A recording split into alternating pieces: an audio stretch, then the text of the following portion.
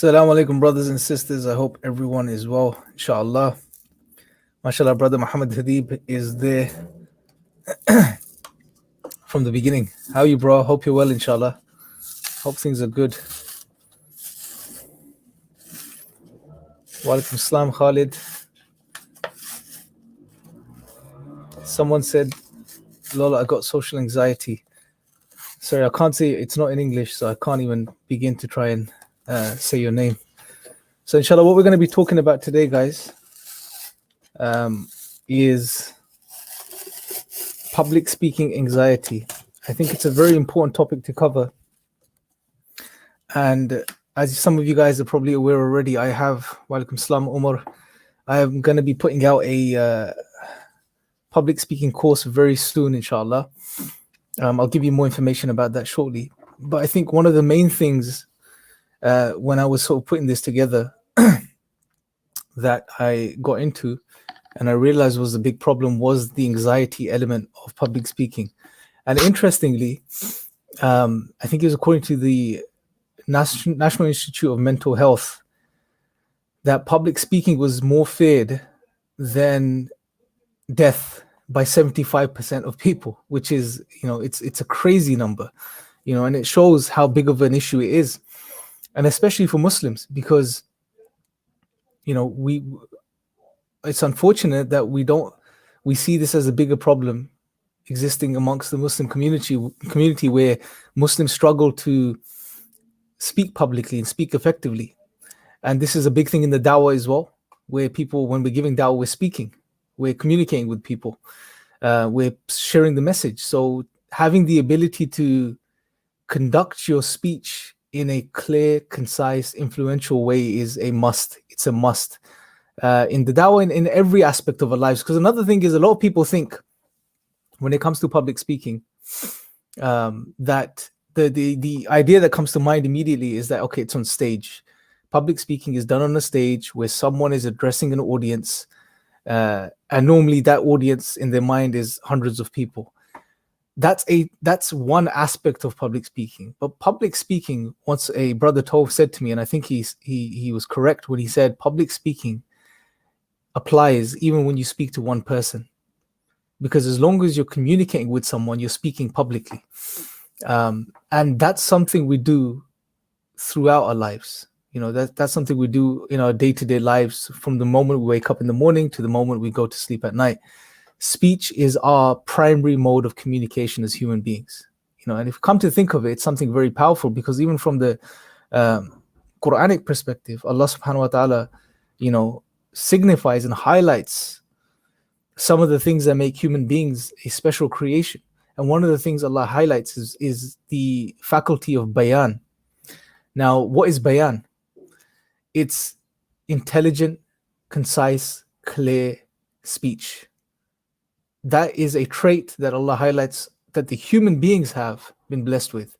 Even in Surah Rahman, Allah subhanahu wa ta'ala, in the very beginning, Ar-Rahman allama al-Quran, khalaq al-insan, allamahu al-bayan, that Allah created, that Ar-Rahman created man, Ar-Rahman created the human being, and the first faculty that Allah highlights about this human being is that he gave the human being the ability of bayan, this intelligent speech. So it's very important. I mean, if you look at it from an Islamic perspective, especially Muslims living in the 21st century, we have to really, we should realize that this faculty that Allah has blessed us with is a powerful tool. It's a very powerful tool. And it's a means for us to communicate not only our Islam, but ourselves as human beings with other human beings. And again, historically, if you look at it, another interesting point before we get into the whole discussion about anxiety, historically, if you look at it, everything that's come to be in the world today that man has made, whether it's physical product, buildings, architecture, monuments, whether it's something less physical like ideologies, systems, whatever the case is, all of these things first originate in the mind of a human being, and then they are actualized in most cases through the medium of speech. we convey our ideas, and then we manifest them into this reality. Then you get people. So you'll have a person, say, an inventor. He has an idea. He may write down his idea, then he conveys his idea, then he has a team that understands the idea, brings the materials together, and then produces that particular product. And that is only possible if the original thinker has the ability to clearly communicate with others. So the ability to speak is something that we should all try to master. It's a God-given gift. Allah subhanahu wa ta'ala has blessed most human beings with this faculty. And those that do have it should be really grateful for it and try to really refine it and use it in the best way possible. Now, obviously, in the course, the course itself is a very concise course. It is, like I say in the description of it, there's no fluff in it. So I'm not going to give you added stuff. It's right to the point. It goes through all of the key things that you need to become a powerful public speaker, an influential public speaker. We cover all aspects from the psychology, the spirituality, the techniques, the tips, structure, anxiety. I touch upon that as well. So all of these things, but it's in concise form, inshallah. So, and what I'll probably do as we go along, if you guys do the course, is that every so often we'll do a live stream where we can go into more detail on each one of those segments and, further elaborate. But the course is specifically designed to get you going, basically. Once you finish it, you should have the confidence and all the tools that you need to be able to communicate your message effectively and clearly, whether that's, in your personal life, with family, friends, whether that's in your professional life, university, presentations, whatever the case is, inshallah. So without further ado, I think we should sort of get into the topic today, because this is one of the biggest barriers for people, which is anxiety. The anxiety of speaking publicly. Now, I want to get your thoughts on it, guys. What do we mean by anxiety? Let's sort of define anxiety before we sort of break it down. What do you guys think anxiety is? Generally, whether it's, we're not going to get into specifics right away. Public speaking, general anxiety to do with certain things. There's many types, but what is anxiety? How would you define anxiety?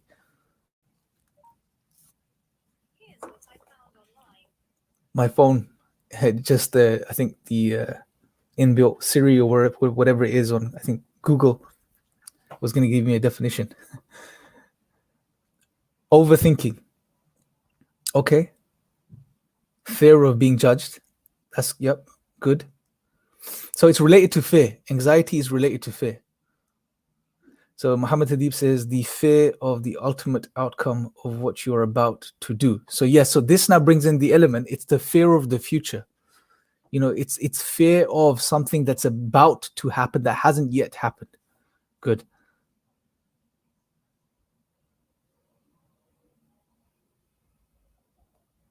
So anxiety to me is an unsettling apprehension that can't be countered by logic.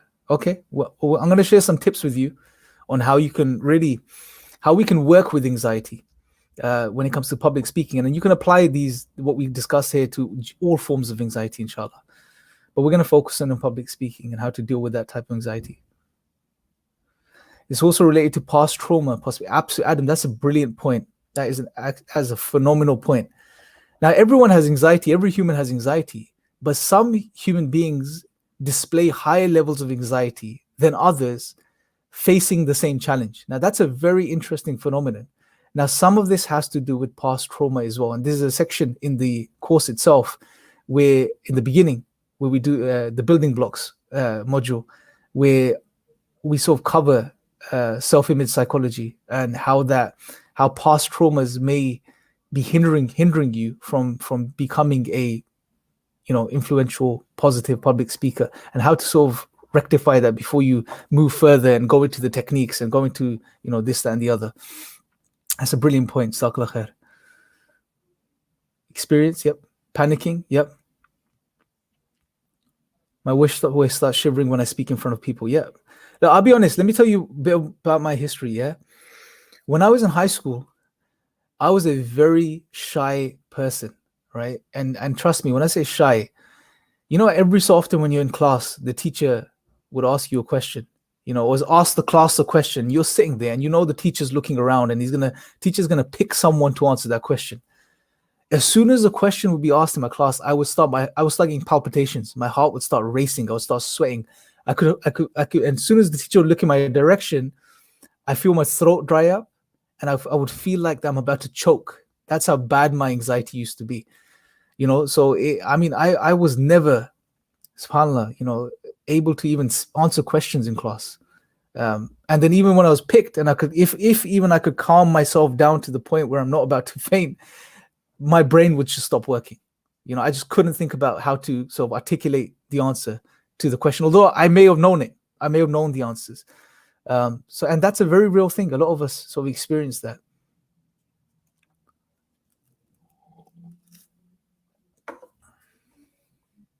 Yes, subhanAllah. This is, even when I know there's no danger in speaking in public, I don't expect. I still struggle to feel calm unless I'm speaking passionately and about a subject where I know what to say next. And that's another key point as well that we touch upon in the course is, and I'm going to share some of these things with you today, inshallah, is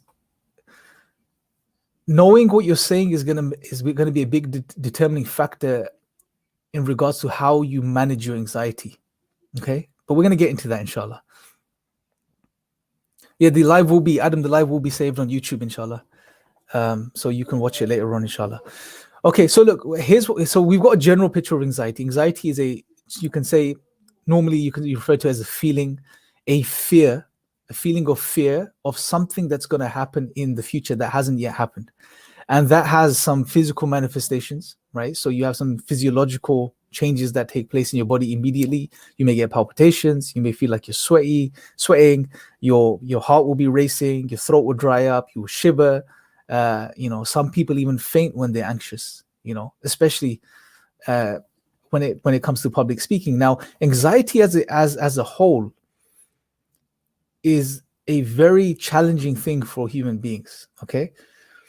Now, especially when it comes to public speaking, it seems to be more so the case. As I mentioned already, it's the most feared thing by people, more so than death as well, according to some of the statistics. Now that, so it's something we should really pay attention to, especially in the age and times that we live in.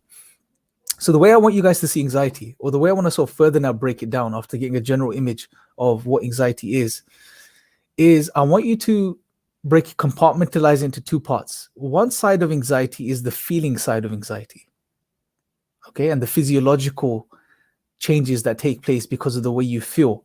The other type of anxiety, a part of anxiety, is the mental aspects of anxiety. Okay, now when you experience anxiety, they're both mixed, right? And by the way, let me preface this: I'm not a psychologist, right? So I'm only speaking from personal experience in relation to public speaking. Okay, so it's very specific. This is not professional advice. Yeah, just to safeguard myself from that perspective. But I like to compartmentalize and break anxiety into these two parts. You have the anxiety, which is the aspect of anxiety, which is the feelings associated with anxiety and the physiological changes, and then the mental side of things, where you're super alert. You may be even mentally jittery, looking around, you're thinking, you're overthinking, your mind's in, hyperdrive, all of these types of things. Okay. Now, what I want to suggest to you guys, the first thing I want us to do when it comes to public speaking anxiety is to realize that not all anxiety is bad. There is a positive element to anxiety. Okay. Because normally when we think about anxiety, we think negative, bad, hindrance, barrier. Yes, some aspects of anxiety, if not managed, are all of these things. But there is an element of anxiety which is related to the mental side of things, which is very positive as well. Because what does anxiety do? It makes you alert. It makes you hyper alert and aware, right? Now, these being aware and alert are good things when you're public speaking. These are good things. So anxiety triggers you to be more alert. And even if you channel it in the right way, it can lead to focus as opposed to distorted thinking. So realize that there is a positive element to speaking anxiety. Okay. Now, what we want to do is when you're going to speak publicly, whether that's in front of a couple of people or whether that's a presentation in front of hundreds of people, whatever the case is, you want to capitalize on the positive aspects of anxiety and you want to minimize the negative aspects of anxiety, where you become tight, you become anxious, your heart's palpitating, all of these things that are happening. You want to minimize those, and you want to maximize the positive aspect of anxiety. Okay. Now that's, how do we do this? I think we've got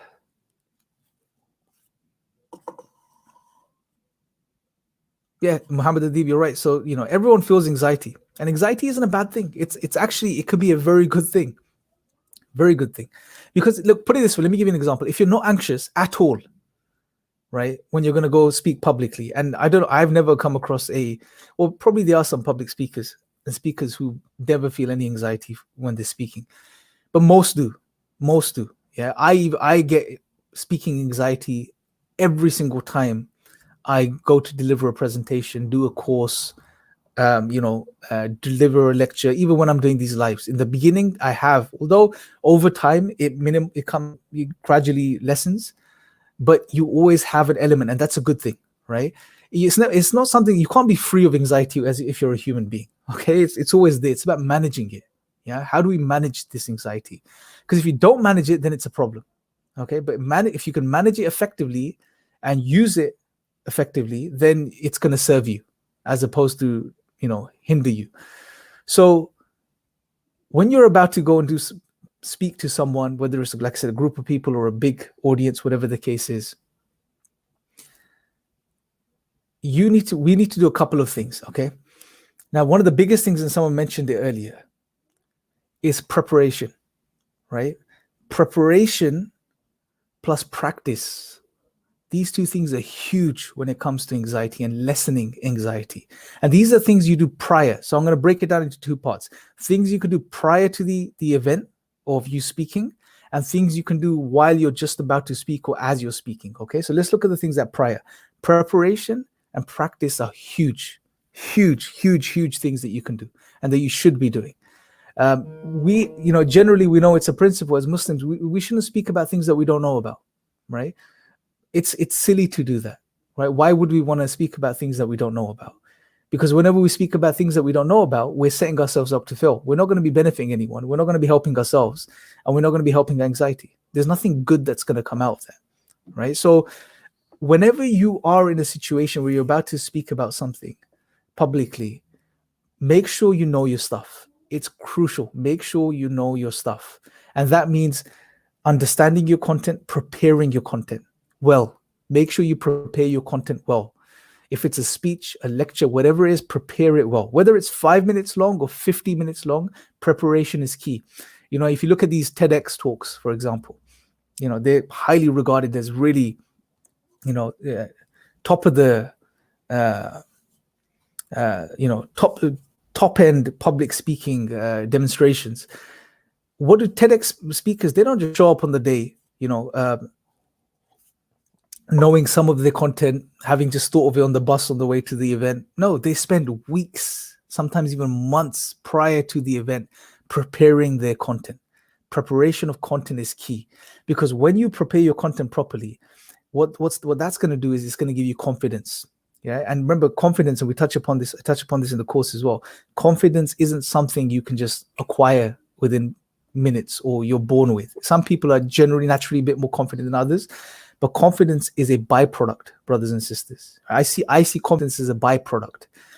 When it comes to speaking, if you want to be confident, then it's going to be a byproduct of you preparing your content well. You need to know your topic. You need to know your subject, right? That's going to take effort and time. You have to sit there and prepare your content, research your content, learn about your content, okay? Prepare your content, number one. Number two, practice your content, right? So you've got your content down on paper now, but it's no good being on paper. And when you're public speaking, one of my personal, like literally, one of those things that is just a no-go is to read off paper, right? Most people, 99% of people cannot read well off scripts. They could probably read it, but it's not going to make for a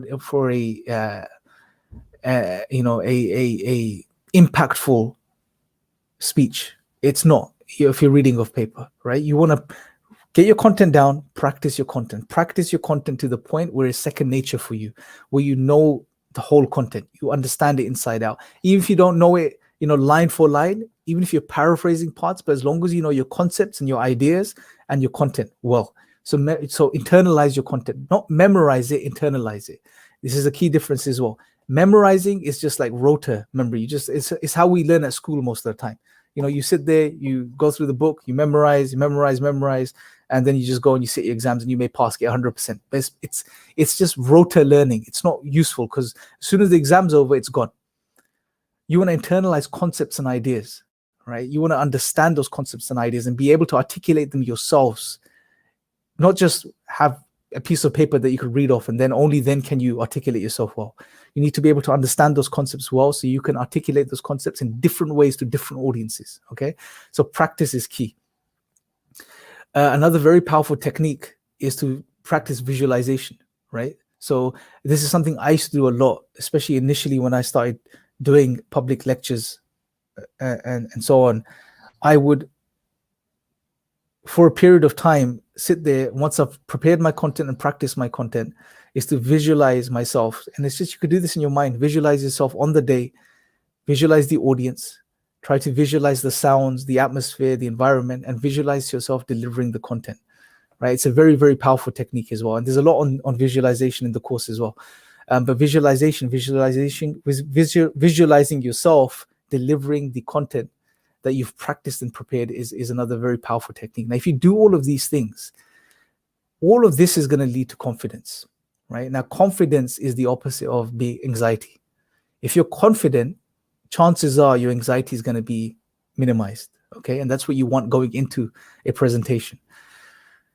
Now, that's going to do a lot of the work for you, okay? That's going to do maybe 80% of the work for you. But that being said, there's still going to be that 20% where when you're, especially in the beginning, when you're starting off, when you're facing your audience and you're going there, even if you're prepared, you have everything down, just that atmosphere of being in front of people and engaging with people is going to cause some anxiety, okay? Now, that 20% or so that's remaining, we know that some of that is going to be good. You don't want to do away with all of it, because if you have some of the anxiety, that's going to keep you alert, it's going to keep you awake, and it's going to keep you paying attention, right? It's going to give you that focus. And you need that because you don't want to be caught off guard, right? Because if you're really relaxed and you're just delivering, it's not, being overly relaxed is not the sort of characteristic of someone, a speaker that's there to really benefit the audience, okay? This is another key thing you need to keep in mind. You're not there for yourself, you're there for the people, right? It's very important to have this in mind, because if you're there for yourself, it's going to come across that way. And if people are going to realize this person's just here to blow his own trumpet or her own trumpet, okay? You need to really be there for that person or those people, because when you're communicating, one of the reasons as a human being communicating, one of the ideas behind this should be that I'm there to benefit other people. So it has to be about them, not about yourself, okay? But we're not going to get into the whole sincerity side of things here. Here is just, let's focus on the anxiety side of things. So you're there. Some of the anxiety is good, but you're still a bit anxious. You're standing in front of people, you're nervous. Okay, so what do you do? What can you do? A few things. Number one, take a deep breath, right? Don't rush into the presentation, okay? Take a deep breath, relax, yeah? Number two, realize, and this is a very big misconception that we have, realize that the people that you're addressing genuinely are interested in what you have to say. They're there to benefit, otherwise they won't be there. Okay, they're genuinely there and they're expecting to benefit from what you have to say. Okay, they are not there to judge you. They're not there to judge how you look.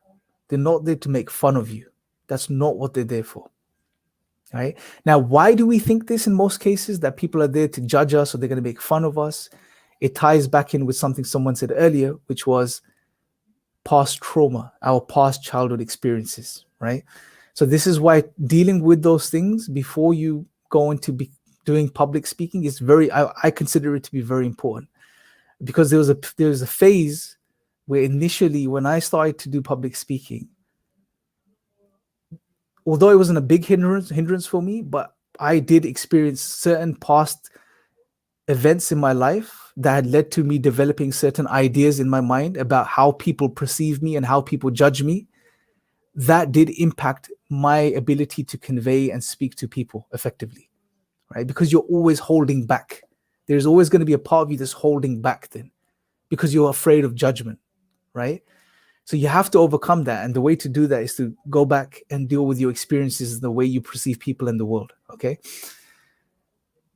Now, therefore, it's key and it's important to help yourself with that last 20% of anxiety, to realize that people are not there to judge you. They're really not there to judge you. And I can tell you this from experience. They're not there to judge you. They're there to benefit from what you have to say, okay? Now, if you realize that, brothers and sisters, then you also realize that you have now a duty, right? If you have been put in this position where you're addressing these people, you have a duty now to now give them what they need and can communicate with them in a very effective way, right? So now that's gonna really give you a paradigm shift, that in itself. And that's, again, gonna lessen the anxiety for you. So number one, take a deep breath on the day, relax, don't just rush into it, okay? You know you're prepared, you got your content down, you've practiced it and done all of those things. Number one, relax, take a deep breath. Number two, remind yourself, if you have to, that they're not there to judge you, they're there to benefit from you. Number three, this is a very powerful tool and technique. Yeah, this is something I learned the hard way, but it's been such a priceless, realization for myself.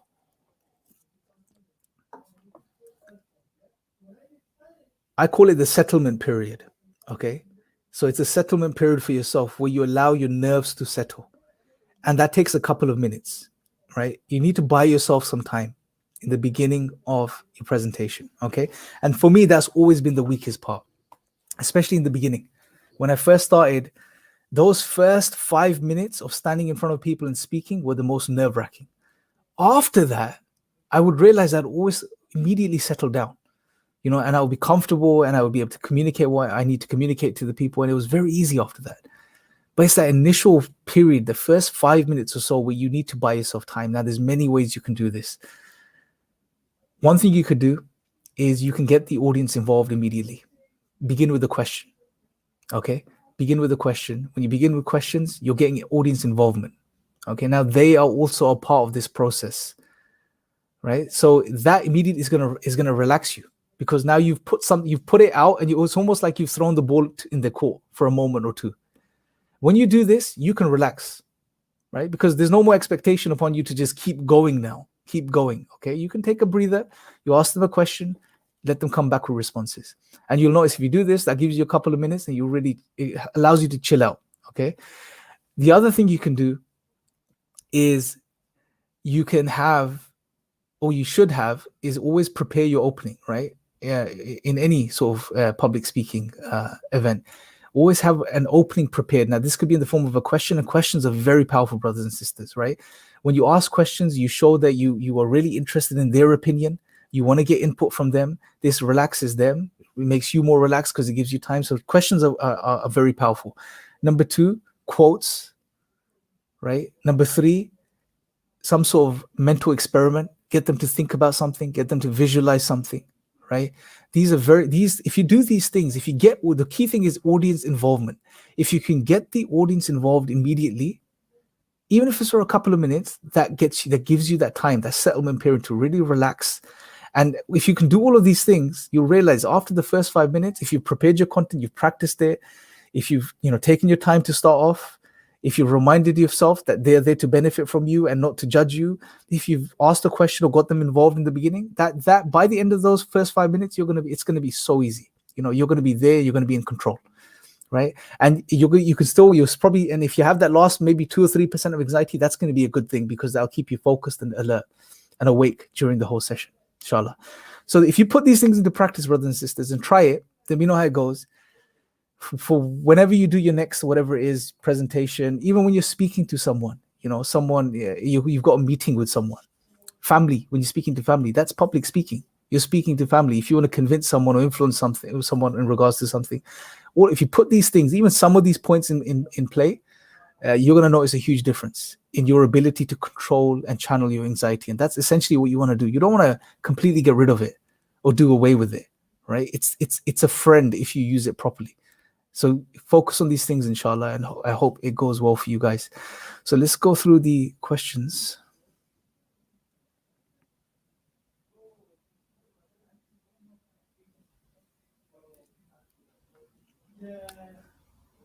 Yeah, okay. Let me just share with you guys the so what I want you guys to do, okay?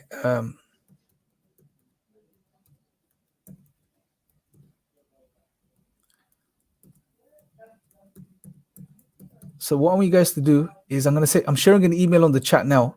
If you guys are interested, I did a post on this a few days ago, but if you're interested in doing the full course, like I said, it's a short course, it's focused, and it gives you all of the tools. It just goes through the things without any fluff, and it's specifically designed for Muslims. I had a Muslim audience in mind when I put this together. If you're interested in it, email me on this email address, and as soon as the course is ready and out, I will send you guys an email, inshallah. Okay, I'll let you guys know, and I'll send you the link to where you guys can go and get it, inshallah.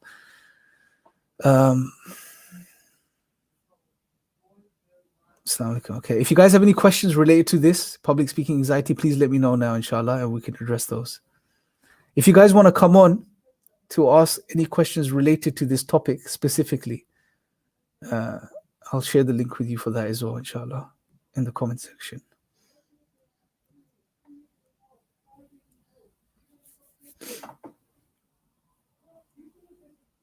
So I've just shared, that's the StreamYard link for you guys if you want to come on and ask your question live, inshallah.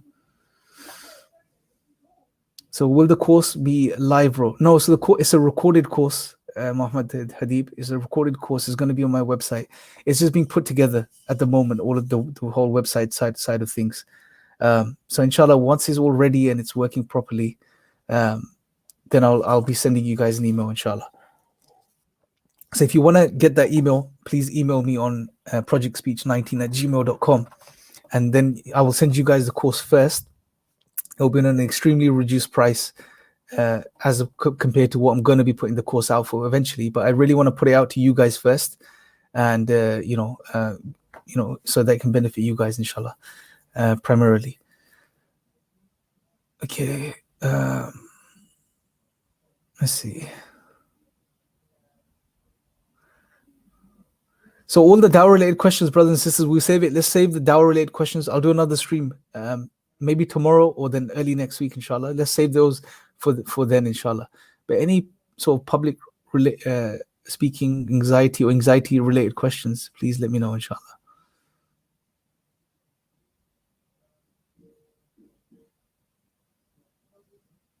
So that's the email.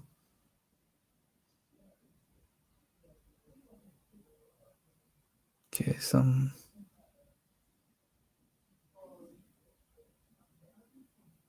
Okay, so Brother Hadib says, what I think I struggled with a couple of years ago in high school is the fact that I wasn't prepared. I didn't know how to prepare, or I would procrastinate. Yeah, preparation is key.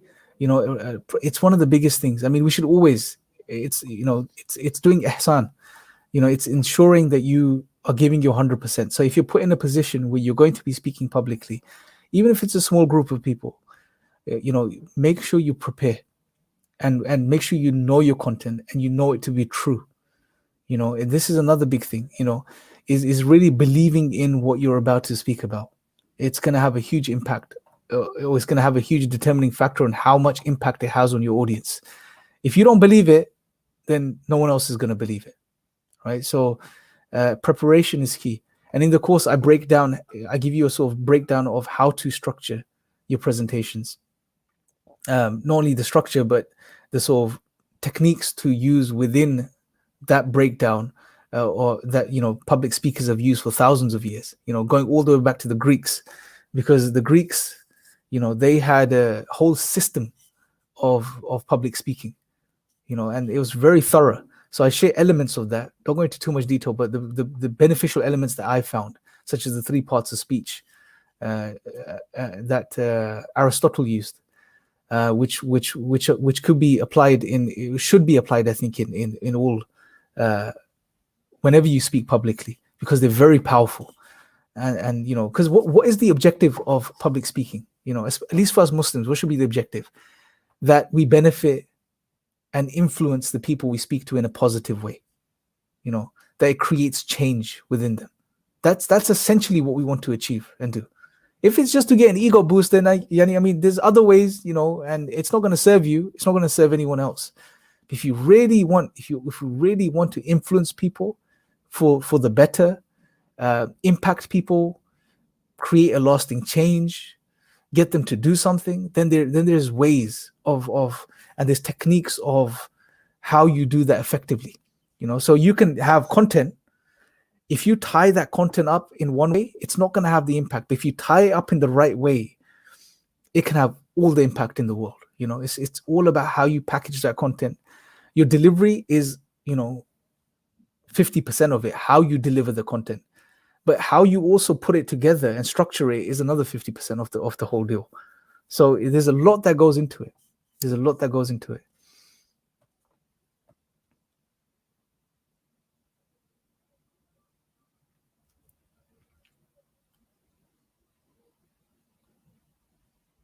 Okay, let's see.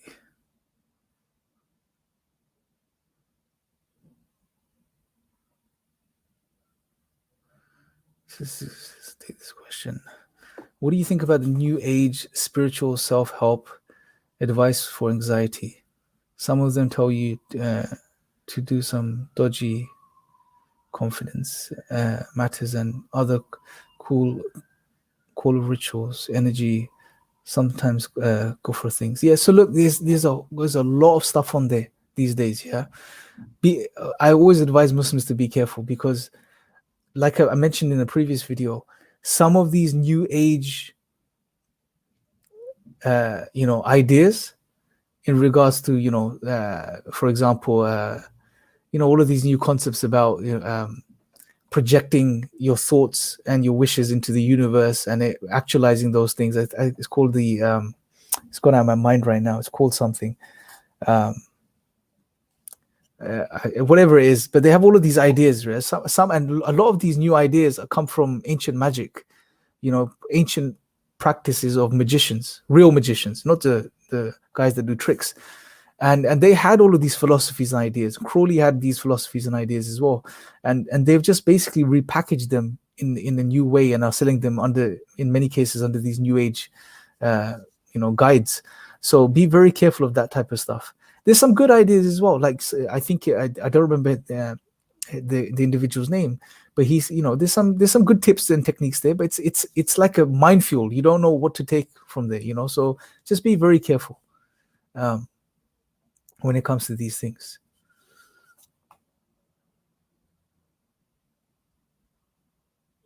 What's this? So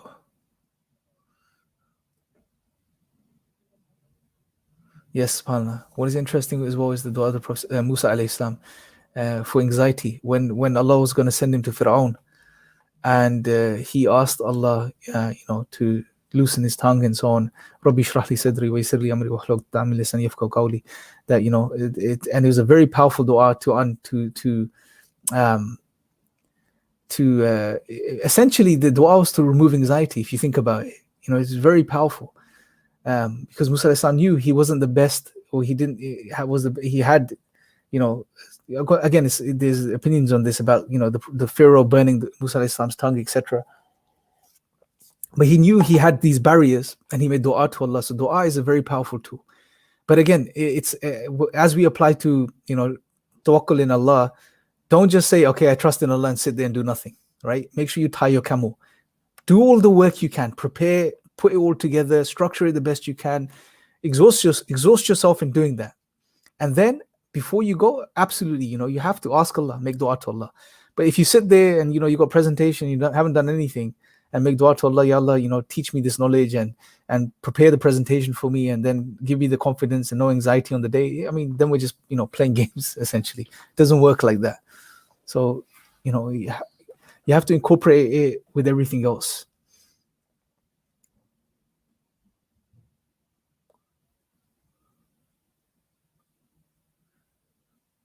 Is it the same job for interviewing? Absolutely. To be a good interviewer, it's a science, man.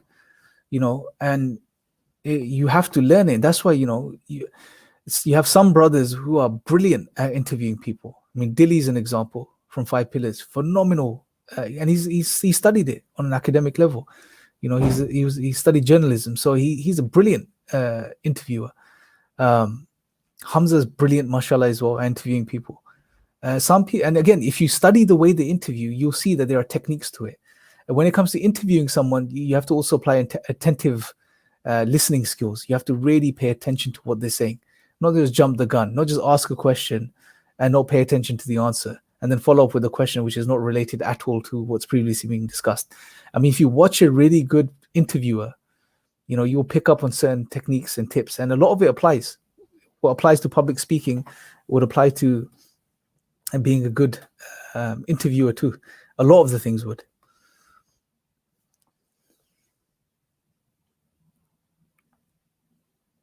Okay, let's see.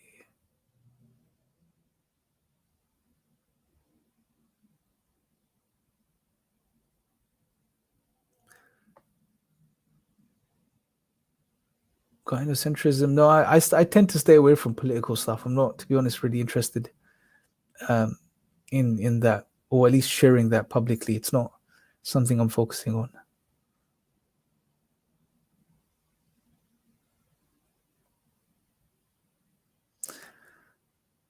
Okay.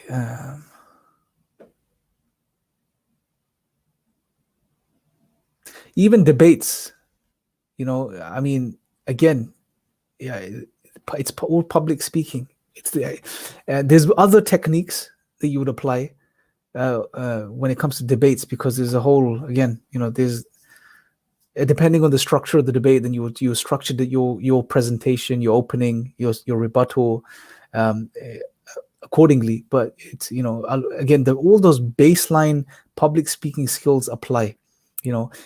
Once you have those core skills in place, and the ability to communicate effectively, then you can apply other filters on top, depending on what you're doing. If it's a debate, if you're speaking to a certain audience, there's things that you can do to then cater for certain audiences and certain types of interactions.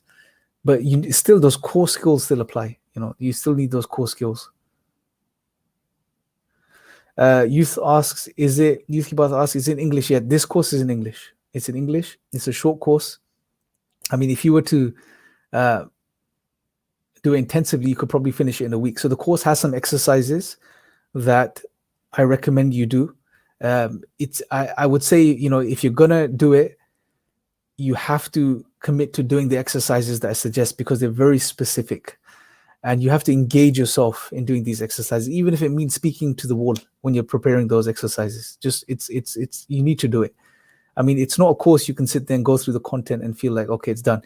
Because like I said, it's no fluff. It gets straight to the point. I'm going to give you sort of, hard facts and techniques that you need to implement and apply and test out. You have to do some testing with it.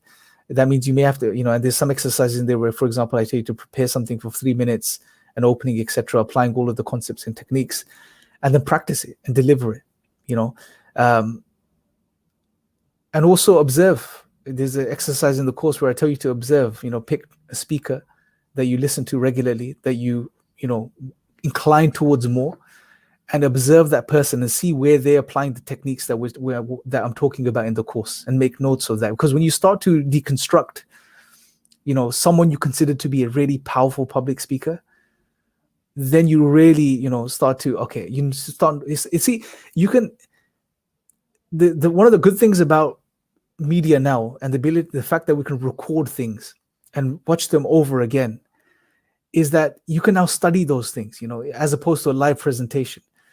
When you first watch a speech which really influences you, you're watching it on one level, okay? And the level you're watching it on is that sort of consumer level where you're taking benefit from it. But there are other levels you can watch this, just like reading a book. There are different ways of reading a book, right? That if you go back to the same speech, and now you go with the intent of really deconstructing and understanding what makes this speech powerful, then you start to study it. And so this is what I want you, when you do the course, I want you to really do the exercise when it comes to it. Study someone, watch the speakers that you're influenced by, and really start deconstructing how they're speaking and what techniques they're implementing.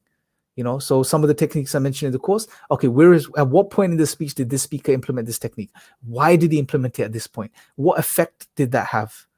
Right? You have to really study this. And that, trust me, the best speakers that I have seen are those that actually take the time to study other speakers, and really see what makes a great speaker, and that may even be a Christian speaker. There's some really powerful Christian preachers out there, they are really influential, so just deconstructing that, seeing how they're doing it and the techniques they're employing is very powerful. It's from a learning perspective. In the beginning, it's always recommended, and everyone goes through this phase. When you start speaking initially, you always tend to, and it happens naturally, you start speaking like the person that you're inspired by as a speaker. You're gonna take on some of the traits. It's inevitable. You can't help it. It's gonna happen, and it's not a problem, right? But eventually you want to grow out of that and find your own voice. It's a process, brothers and sisters, right? It's a process, and like I said, I think it's not only about people that are going to be speaking on stage. We live in a world where it's paramount that you have the ability to communicate, social media, everything, that you have the ability to communicate effectively as a Muslim and to get across your ideas and thoughts effectively, and it's something that the prophets had. The prophets were the best of speakers. The Prophet ﷺ, his speech, study his speech. I don't go into too much detail in the course itself, but there is a portion of the course where we touch upon it. If you study the way the Prophet ﷺ spoke, he's phenomenal. He's concise, to the point. He would be very specific with his word choice. He wouldn't be excessive. No fluff. There wasn't any fluff. It was to the point, clear, concise, repetition. The Prophet ﷺ used repetition. He used body language. He used his hands. He used other tools, sometimes to draw a pattern in the sand. He would use these techniques. He would paint images in the minds of people, ﷺ, with his words. This is a lost art, and it's something that the Muslims really need to really get on top of, and really study, I think, because it's unfortunate it's not taught. You don't learn. Whereas, if you go back to the Greeks, it was a part of the curriculum. They would study how to speak effectively. But now it's just, you're not taught how to speak effectively in schools. It's just assumed you can communicate with people effectively. So, and if you want to study it, you have to go and buy books and read books. And there's a reading list as well that I've suggested, some of the good books that I've come across at the end of the course that you guys can pick up on and really study further if you want, inshallah. So yeah, that's in regards to that. Let's see if there's any last questions here. MashaAllah, brother Muhammad. And again, job interviews, guys, these techniques are they will really help you with your job interviews too. Honestly, if you can apply even just what we've discussed today about anxiety, if you apply some of these techniques, you're going to be able to really navigate the interview and have much more control. These skills can be applied to whenever you're required to communicate and speak. That's how you should see it. That's how I see public speaking. It's not just standing on stage and speaking to people. It isn't. It's every aspect and facet of our lives. So brother Muhammad Salafi says, I have a job interview next week. Make dua and practicing in front of the mirror helps. Worse, if you have a nervous stammer. Brother Muhammad, a few things I'd recommend, bro. Practice, obviously, right? Be relaxed. Body language is key on the day, right? Just relax. Smile, right? Another big thing. And also try to visualize a couple of times before you go into your interview. Visualize that interview in your mind. Just see it. You're going into this room. There's maybe two people sitting there. Visualize it. Try to visualize the type of questions that they will be asking you. Visualize how you're going to be answering it. And then practice during your visualization. And there's a lot of studies done on visualization. Loads of studies which show the positive effects of visualization. And again, we have the ability to do this, brothers and sisters. We can visualize. Our minds can see potentials in the future. Potentials. Can't see the future, but you can visualize potentials in the future. And if you can do this in your mind a couple of times, it has the same effect as if you're actually doing that thing in person. It has the same physiological effect as if you're actually doing that thing. If you can really sit down in a quiet place and really activate your visualization abilities, and that, I mean, if you can practice, if you can train your nervous system like this through visualization, then your nerves are going to be in a better place because they're going to be trained on the day. You're going to have lived that situation out in your mind.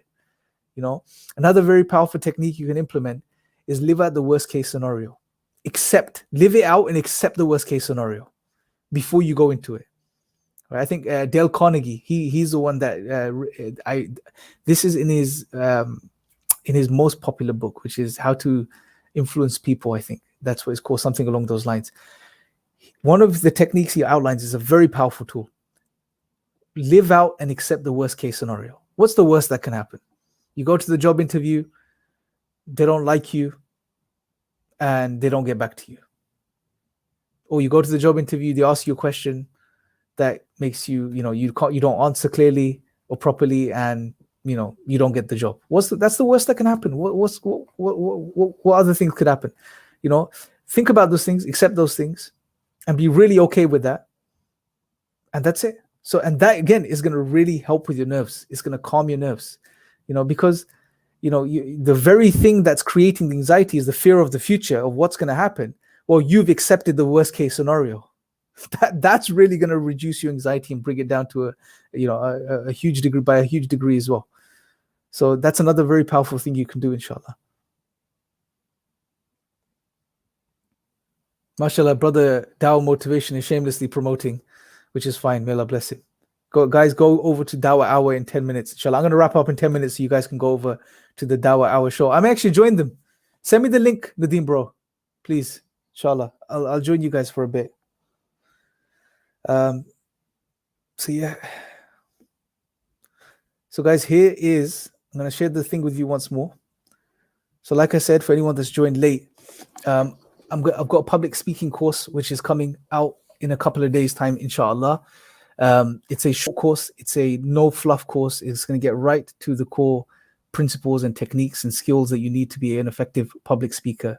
We're going to deal with the sort of psycho-spiritual aspects of public speaking from an Islamic perspective. The course also deals with self-image and how to rectify your self-image so it's not a hindrance to your abilities and your potential as a public speaker. After that, we're also going to look at the psychology of public speaking, how to break down your speech, how to construct it. We're going to look at techniques to make it, techniques that allow for you to have an impact, a lasting impact on your audience.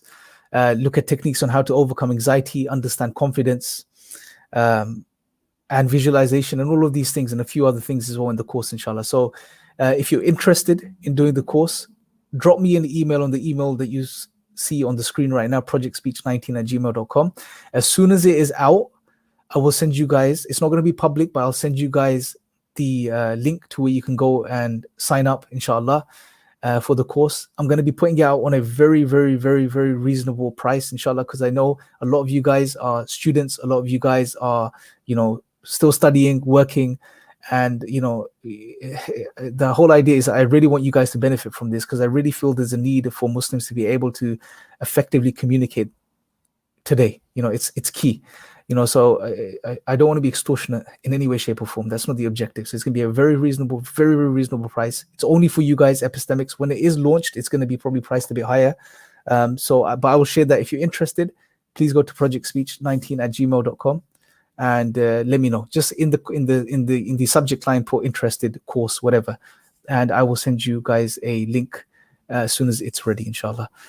So yeah, that being said, I'm going to wrap up because Dawah Hour is about to start. If you guys do like this type of content, we every so often I can do something on public speaking, cover different aspects or elements, inshallah, that may be beneficial. So do let me know in the comment section below. Till next time, take care, guys. Assalamu alaikum.